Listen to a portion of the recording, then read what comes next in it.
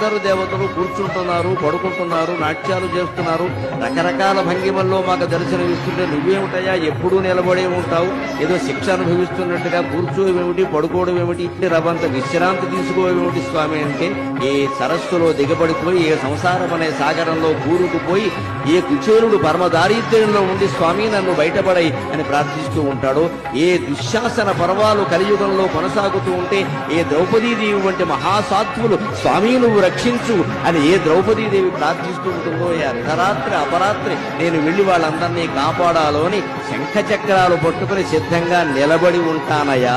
పడుకుంటే లేచి బయలుదేరడం కష్టం కదా, ఎవరికైనా దేవుడికైనా.